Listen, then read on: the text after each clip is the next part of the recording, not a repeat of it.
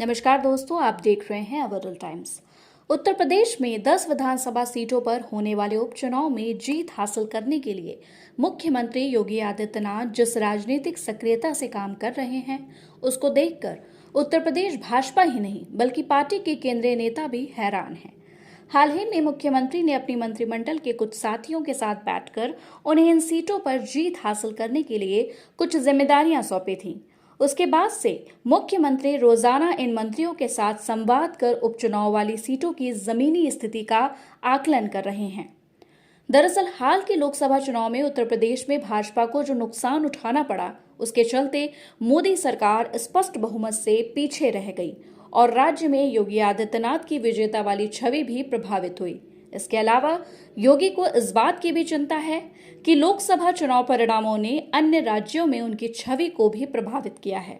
आपको बता दें कि उत्तर प्रदेश की कानून व्यवस्था को देखते हुए अन्य राज्यों की जनता अक्सर योगी जैसे मुख्यमंत्री की मांग करती है।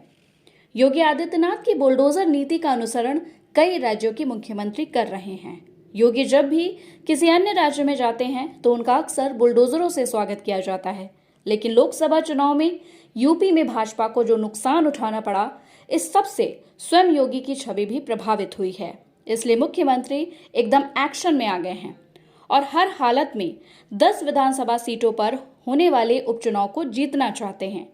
योगी की आतुरता इस मायने में भी अनोखी है कि चुनावों की तैयारी उन्होंने अपनी पार्टी से पहले ही शुरू कर दी। योगी ने जब अपने मंत्रियों के बीच उपचुनाव वाली सीटों की जिम्मेदारी बांटी तो उसके बाद भाजपा की प्रदेश इकाई ने भी बैठक कर पार्टी नेताओं और कार्यकर्ताओं की जिम्मेदारियां तय कर दी ताकि चुनावों में जीत हासिल हो सके। बताया जा रहा है कि मुख्यमंत्री योगी आदित्यनाथ की पहल पर प्रदेश भर के भाजपा नेताओं और कार्यकर्ताओं से यह भी पूछा गया है कि पार्टी के खराब प्रदर्शन के कारण क्या थे। बताया जा रहा है कि अब तक मिले 50,000 सुझावों के आधार पर एक रिपोर्ट बनाकर मुख्यमंत्री को दी गई है, जिसके बाद योगी फूंक फूंक कर कदम रख रहे हैं। यूपी पुलिस भर्ती परीक्षा का पेपर लीक युवाओं के बीच नाराजगी का एक बड़ा कारण था, इसलिए उपचुनाव की घोषणा से पहले ही पुलिस भर्ती परीक्षा की नई तारीख घोषित कर दी गई है।